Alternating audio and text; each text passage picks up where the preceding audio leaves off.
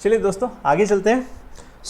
Last session हम लोगों ने पेज 191 पे कंक्लूड किया था, उसके बाद आगे मैं भी पेज 192 से स्टार्ट कर रहा हूँ।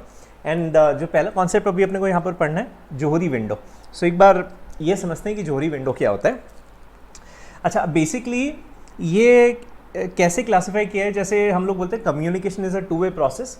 जो दो लोग यहाँ पर इन्वॉल्व है, अब उन्हें कौन सी इन्फॉर्मेशन पता है और कौन सी इन्फॉर्मेशन नहीं पता है, उसके बेसिस पे ये चार विंडोज हम लोग यहाँ पर देख रहे हैं। अच्छा, why this weird name Johari? Johari basically जिसने कॉन्सेप्ट डिराइव किया, उनके ऑथर्स के बेसिकली नाम है, उसके कॉम्बिनेशन से बनाया है। किस तरीके से आया है? जोसेफ लूफ एंड हैरी इनगम, तो इन दोनों के नाम को इन्होंने कंबाइन करके उसे जोहरी विंडो या जोहरी कॉन्सेप्ट बेसिकली बताने की कोशिश की है। अच्छा, अभी एग्जैक्टली इस कॉन्सेप्ट में है क्या? जैसे काफ़ी सारी ऐसी इन्फॉर्मेशन होती है जो आपको पता है, सामने वाले को भी पता है, राइट? अगर मैं अभी ये कोरोना से कनेक्ट करूँ, बाहर नहीं जाना है, ये मुझे भी पता है, ये आपको भी पता है, राइट? अच्छा, कुछ ऐसी इन्फॉर्मेशन होगी जो मुझे पता है लेकिन आपको नहीं पता है। कुछ ऐसी पॉसिबिलिटी होगी जो आपको पता है लेकिन मैं शायद आपसे डिराइव करने की कोशिश कर रहा हूँ, राइट? कि से फॉर एग्जाम्पल आपका टेस्ट हुआ, आपका टेस्ट में स्कोर क्या था ये आपको पता है, लेकिन क्योंकि कॉपी किसी और ने चेक की इसलिए मुझे शायद वो इन्फॉर्मेशन नहीं पता और मैंने आपसे मार्क्स पूछे। अच्छा, और कुछ ऐसी इन्फॉर्मेशन होगी जो आपको भी नहीं पता है, मुझे भी नहीं पता है, हम दोनों को फर्स्ट टाइम पता चलेगी। तो बस यहाँ पर इन्हीं चार थॉट्स के बेसिस पे आपने ये चार विंडोज बना दिए कि कौन सी ऐसी इन्फॉर्मेशन है जो इन पर्टिकुलर बॉक्सेस में फिट होती है। टू स्टार्ट विथ देखते हैं ज़रा। ये पहला जिसे बोल रहे हैं arena. Arena is known to self, मतलब सेंडर को पता है and at the same time receiver को भी पता है।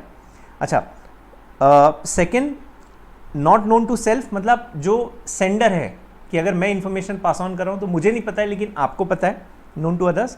थर्ड फेकेड, ये बोल रहे हैं कि भाई known to self, right, and known to others, मतलब दोनों को बेसिकली इस इंफॉर्मेशन के बारे में पता है। एंड लास्ट इज अननोन, मतलब अगेन आपको भी नहीं पता और सामने वाले को भी नहीं पता। बस यहाँ से हम लोग को ये चारों के चारों कॉन्सेप्ट एक बार समझ लें। चलो एक एक करके देखते हैं। आई थिंक बहुत सिंपल एग्जाम्पल और बहुत ही सिंपल लैंग्वेज में ये चारों पॉइंट्स एक्सप्लेन किए, तो मेरे ख्याल से आप ये चार पैराग्राफ्स पढ़ भी लेंगे तो इसमें आपको कॉन्सेप्ट्स क्लियर हो जाएंगे, राइट? चेक करते हैं। फर्स्ट, पहला ये लोग बोल रहे हैं अरीना क्वाड्रेंट। अच्छा, पढ़ते हैं ज़रा। This quadrant represents trait of the participant of which both they and their peers are aware, मतलब दोनों को ये इन्फॉर्मेशन पता है। सिंपल से एग्जाम्पल बता रहे हैं, मेरा नाम विकास हो रहा है, मुझे पता है, एंड एज अ रिसीवर आपको भी इस फैक्ट के बारे में जानकारी है।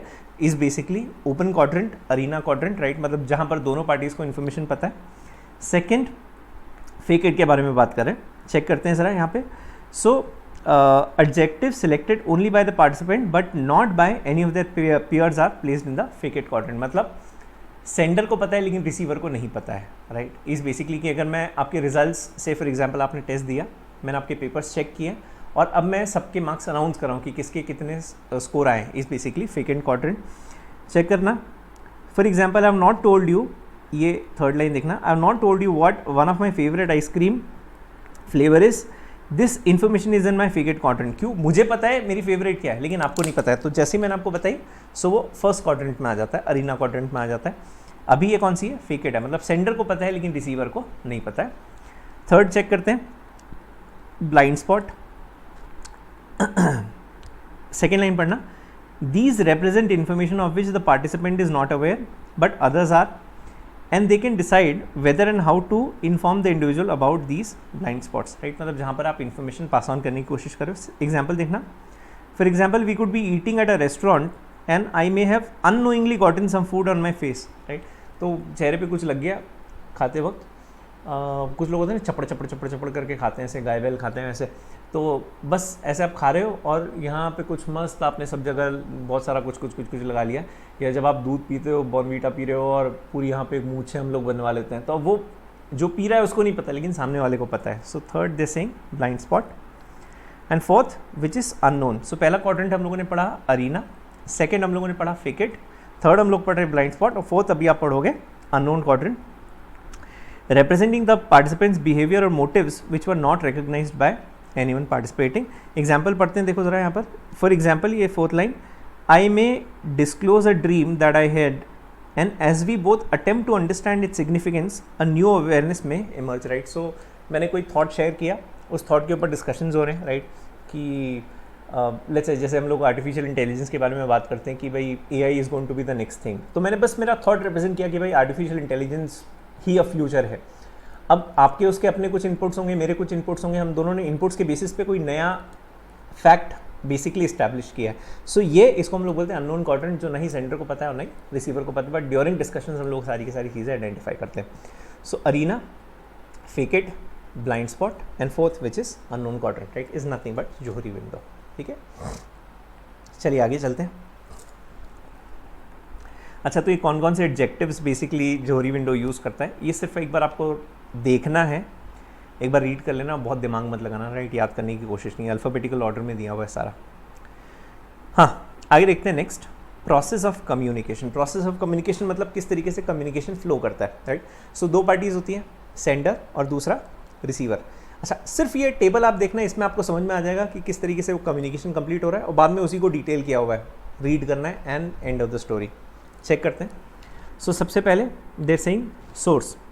सोर्स मतलब कौन हो गया, कौन ही जो इन्फॉर्मेशन सेंड कर रहा है basically. So sender has some piece of information, say for example मैंने आपको इन्फॉर्म करना है कि भाई आपकी exams are there from let's say 1 जून, तो मैंने आपको बताया 1 जून से आपकी एग्ज़ाम है, सेंडर ने इन्फॉर्मेशन बताई। अच्छा, दूसरा एनकोडिंग, किस तरीके से मेरे को बताना है, आपको ओरली बताना है, इन राइटिंग बताना है, और किसी प्रेजेंटेशन के फॉर्म में बताना है, राइट। सो एनकोडिंग मतलब मैं ये डिसाइड कर रहा हूँ कि किस तरीके से मैं इन्फॉर्मेशन आपको पास ऑन करूँगा, क्रिएट करना है, इज़ बेसिकली एनकोडिंग।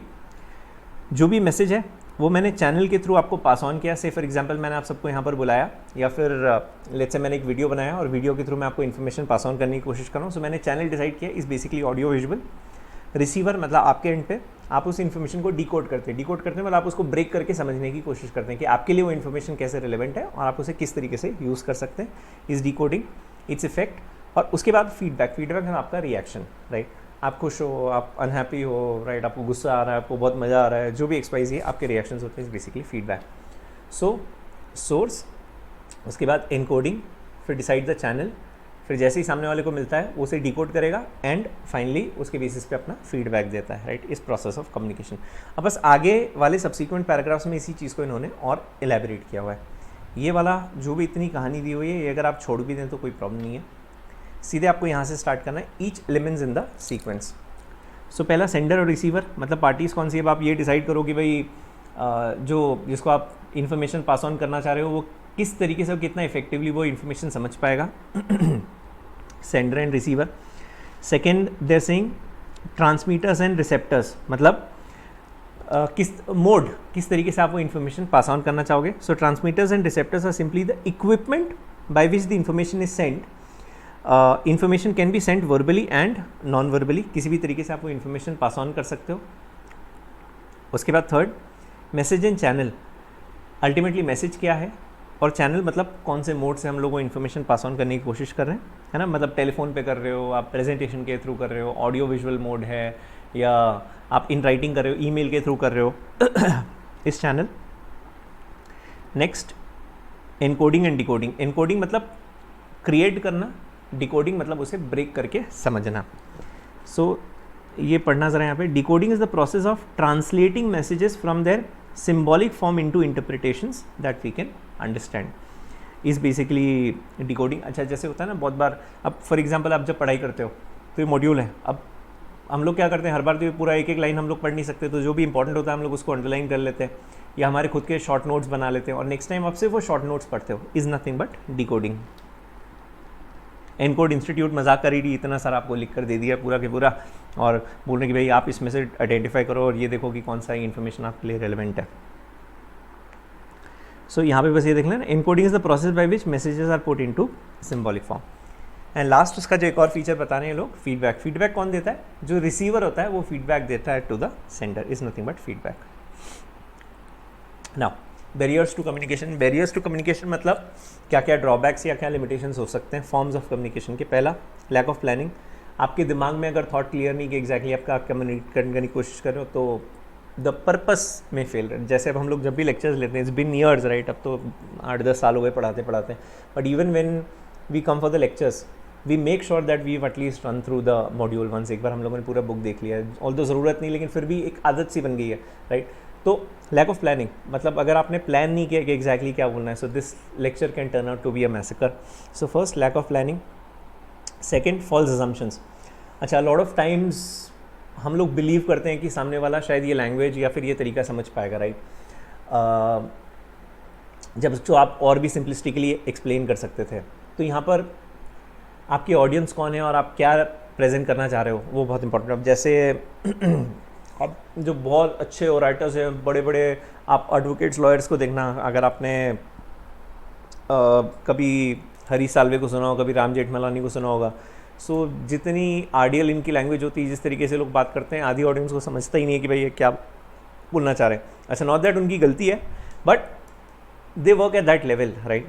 अब उनको ऐसा लगता है वो उनके लिए जो रूटीन है वो शायद आम लोगों को समझ में आए, लेकिन लोग कनेक्ट नहीं कर पाते. ऑन द कॉन्ट्री आप मोदी जी की स्पीच सुनना, राइट? व्हेन ही स्पीक्स, इतनी प्यारी और इतनी सरल भाषा में वो लोग बात करते हैं कि अपने को ऐसा लगता है कि वाह, बस बोलते रहे यार, बहुत मज़ा आ रहा है, सुनने में बहुत मज़ा आ रहा है, राइट? सो फॉल्स अजम्पशंस मतलब हमेशा आप सेंडर को, रिसीवर को ध्यान में रखो कि भाई वो क्या समझ पाएगा. एम्बिग्विटी, कोई डबल मीनिंग ना हो, आप उसको बहुत सिंपलिस्टिकली कि भाई दो इंटरप्रिटेशंस अलग अलग ना आ जाए, is ambiguity. Next, distortions. Distortions मतलब किसी भी तरीके का कोई डिस्टर्बेंस, कोई नॉइज़ नहीं होनी चाहिए आपके मैसेज में. आगे, passing judgements. Again, opinion form मत करो. जब भी आप किसी से बात करते हो, एक प्रिजम्पशन रहता है अपने दिमाग में, ऐसे ही है, अच्छा है, बुरा है, ये इग्नोर करता है, मेरे को कंसिडर ही नहीं करता. So don't have that frame of mind, right? जैसे अक्सर बहुत बार वो बच्चों और पेरेंट्स के बीच में हम लोग हमेशा ये रिफ्ट देखते हैं कि यार मेरे माँ बाप मेरी बात समझते ही नहीं है. सो ये एक तरीके का जजमेंट है जहाँ पे आप रिसीवर को पहले से जज कर रहे हो. Next, implied meanings. Implied meanings मतलब अगेन कुछ चीज़ें ऐसी होती है जो आप प्रिज्यूम कर लेते हो कि भाई सामने वाला जानता है, कुछ चीज़ें ऐसी होती है जहाँ पर हम लोग उसके कॉन्सिक्वेंसेस बता देते हैं, right? Is basically implied meanings. And next is lack of trust. I think ये किसी भी कम्युनिकेशन में बहुत इंपॉर्टेंट होता है कि आप उसे क्वेश्चन नहीं कर रहे हो. And even if you are questioning him, you at least have that faith कि भाई ये सामने वाला आपको झूठ नहीं बोल रहा है. Is basically lack of trust. ये सब ड्रॉबैक्स हैं, लिमिटेशंस हैं.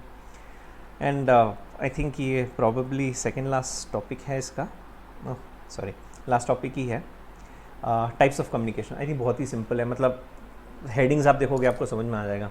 Internal, within the organisation जो कम्युनिकेशन होता है उसे हम लोग बोलते हैं internal communication. And outside the organisation, government departments हैं, आपके वेंडर्स हैं, आपके कस्टमर्स हैं, राइट? आपका PR एजेंसी है, ये सारे के सारे external. Internal is within the organisation. Chairman is writing something to the company secretary, company secretary is addressing something to the finance department, is basically internal. Chairman is giving something to the shareholders, is external. तो यार एक बार बस read करना है, बाकी subsequent chapters में सब कुछ बहुत डिटेल में आपको आगे पढ़ना ही पढ़ना है ना, इंटरनल एंड एक्सटर्नल. बाकी ठीक है, चैनल्स अब ये एक बार देख लो, फ्लो किस तरीके से जाता है. Downward, top level to middle और lower level is downward. Upward, lower level to middle level और lower level to top level is upward. Diagonal, जहाँ पे से फाइनेंस हेड